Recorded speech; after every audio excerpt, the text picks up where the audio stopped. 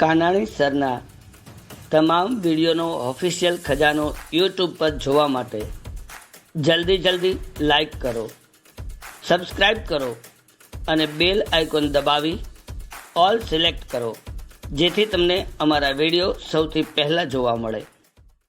નમસ્કાર.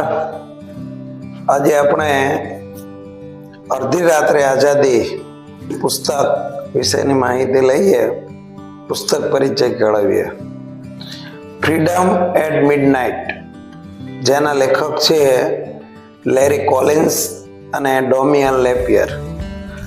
આ પુસ્તકનું ગુજરાતી અનુવાદ કર્યું છે અશ્વિની ભટ્ટે. પુસ્તક 434 પેજનું 4 આવૃત્તિ અત્યાર સુધીમાં એની બહાર પડી છે. પુસ્તકની કિંમત છે 300 રૂપિયા.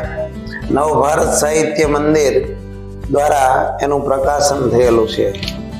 આઝાદીના ઇતિહાસમાં ખૂબ જ અગત્યનું આધારભૂત માહિતીવાળું પુસ્તક એને ગણી શકાય.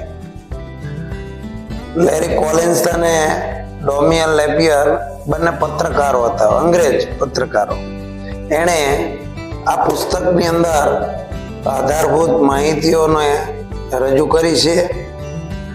કુલ 20 પ્રકરણની અંદર આ પુસ્તક વહેંચાયેલું છે. એ 20 પ્રકરણ વિશેની વાત કરીએ તો પ્રથમ પ્રકરણ, હું એની અનુક્રમણિકાના 20 પ્રકરણ આપને વાંચી સંભળાવું. અનુશાસન અને આધિપત્ય જમાવવા સર્જાયેલી પ્રજા. આ પ્રકરણમાં અંગ્રેજોએ દુનિયાની અલગ અલગ દેશની અંદર પોતાનું આધિપત્ય સ્થાપ્યું, એના વિશેની માહિતી આપવામાં આવી છે. એકલો જાને ભારતને ઈશ્વરને ખોળે છોડો, અસ્ત થતા રાજની છેલ્લી ફેરી, બુઢો આદમી ને તેનું ભગ્ન સ્વપ્ન, એક નાનકડું અનમોલ સ્થળ, મહેલો, વાઘ, હાથીઓ અને રત્નો, ગ્રહો, સાપી તે દિવસ, ઇતિહાસના સૌથી જટિલ છૂટાછેડા, હંમેશા આપણે ભાઈઓ રહીશું, જગત ઊંઘતું હતું ત્યારે મુક્તિનું કેવું રમ્ય પ્રભાત, આપણા લોકો પાગલ બન્યા, ઇતિહાસનું સૌથી મોટું નિર્વાસન, કાશ્મીર કેવળ કાશ્મીર, પૂનાના 2 બ્રાહ્મણો, ગાંધી ભલે મરતા, મદનલાલ પાવાની વેરવૃત્તિ, પોલીસ આપણને પકડે તે પહેલા ગાંધીને ટાળી દઈએ.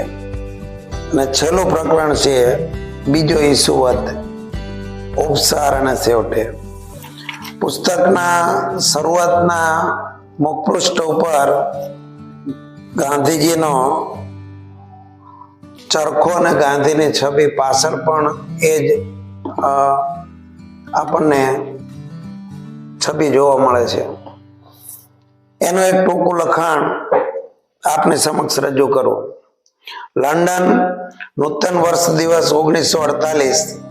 કઠોરતાની જંજીરમાં જકડાયેલા વિશ્વયુદ્ધની પારાવાર વેદનાઓથી કવાયેલા શહેર વચાળે થઈને એક કાળી ઓસ્ટિન ગાડી 10 ડાઉનિંગ સ્ટ્રીટ તરફ સરી રહી છે. એ મોટરમાં માઉન્ટબેટન જઈ રહ્યા છે. હિન્દના છેલ્લા વાઇસરોયની કામગીરી તેમને સોંપવાની છે.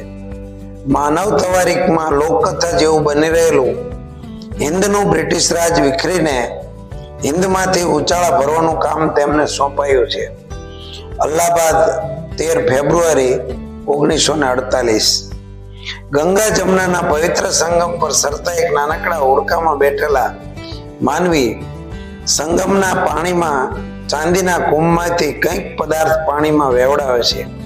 હિન્દના કરોડો પ્રજાજનોના સુખ અને દુઃખને પોતાના જ બનાવનાર મુક્તિદાતા મહાત્મા ગાંધીના અસ્થિ એ કુંભમાંથી પાણીમાં વહેરાય છે. કરપીણ હત્યાથી મૃત્યુ પામેલા મહાત્માના છેલ્લા અવશેષો ધસમસતા ગંગા જમનાના નીર સાથે અવધિપણી છેલ્લી યાત્રા આરંભે છે. આ 2 તવારીખ વચ્ચે દુનિયા પલટાઈ ગઈ હતી. 40 કરોડની વસ્તી ધરાવતા ઉપખંડમાં 2 દેશ રચાયા હતા. 1 કરોડ માણસોનું જીવન વેરવિખેર થઈ ગયું હતું. લગભગ 25 લાખ માણસોની કદાચ હત્યા થઈ હતી. ઇતિહાસમાં કદીય ન બન્યું હોય તેવું મહાનિર્વાસન થયું હતું. દેશની વસ્તીના સ્થળાંતરમાં હત્યાકાંડ અને તંગદિલી બેઘર નિર્વાસિતોને ઉન્મૂલથી દેશ ખળભળી ઉઠ્યો હતો. શાહીવાદનો અસ્ત થયો હતો. લેરી કોલિન્સ અને ડેમિયન લેપિયરે આ ખળભળતા સમયની વિગતો આ પુસ્તકમાં આપી છે. ઓ જેરુસલેમ અને ઇઝ પેરિસ બર્નિંગની આ લેખક બેરડીએ ઝીણામાં ઝીણી વાતોનું સંશોધન કરી સેંકડો મુલાકાત, હજારો પાનાના દસ્તાવેજી તેમજ અન્ય લખાણો તપાસીને અગણિત માઇલોનો પ્રવાસ કરી આ પુસ્તક રચ્યું છે. માઉન્ટબેટન સાથેના 30 કલાકની ટેપ રેકોર્ડ કરેલી વાતચીતનો પણ તેમને આ જહેમતમાં સમાવેશ થયો છે. આ પુસ્તક બંને લેખકોએ ખૂબ મહેનતના અંતે તૈયાર કરેલું છે. તેઓ લખે છે કે હિન્દુસ્તાનના ભાગલાથી ભગ્ન થયેલા નહેરુનું ભારત, દારૂ પીતા, સુવરનું માંસ ખાતા, ભાગ્યે જ મસ્જિદમાં જતા અને છતાં ઇસ્લામ હેઠળ 4.5 કરોડ મુસ્લિમોને એક દેશ અપાવનાર જીન્ના, જેમણે જાહેર કર્યું હતું કે હિન્દના ભાગલા નહીં થાય તો અમે હિન્દને ખતમ કરીશું, એ હિન્દુસ્તાનને આ પુસ્તકમાં વર્ણવવામાં આવ્યું છે. સત્તાના સૂત્રો સોંપી દેતા માઉન્ટબેટનને સ્વતંત્ર ભારતની રાજધુરા લેવા માટે વિનવતા કોંગ્રેસ નેતાઓનું ભારત પણ તેમણે પેખ્યું છે. એથી અધકરું અર્ધનગ્ન ફકીર ગણાતા મહાત્મા ગાંધીનું હિન્દ તેમણે આ પુસ્તકમાં આલેખ્યું છે. સહેજ પણ ઊંચા સાદ વગર ઉપખંડમાં માનવ મેરામણને જાગૃત કરીને અપવાસ કરતા મહાત્માએ બ્રિટિશ સલ્તનતને નમાવી એ જ મહાત્માના ખૂનના કાવતરાની ઝીણી ઝીણી વિગતો પ્રથમવાર તેમના ખૂનીઓના જ મોઢેથી નીકળેલી કાતિલ વિગત આ પુસ્તકમાં સમાવેલી છે. ઉત્તેજના પૂર્ણપણે એક થ્રિલર સમી સત્ય પ્રસંગો પર રચાયેલા આ અજોડ મધરાતે મુક્તિ યુગ પ્રવર્તક રહેશે.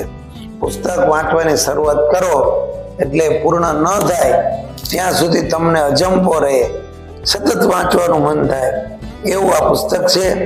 આજના રવિવારના દિવસે આ પુસ્તક આપ સૌની સમક્ષ રજૂ કર્યું છે. આપ પણ વાંચતા રહો, વિકસતા રહો, આગળ વધતા રહો. ખૂબ ખૂબ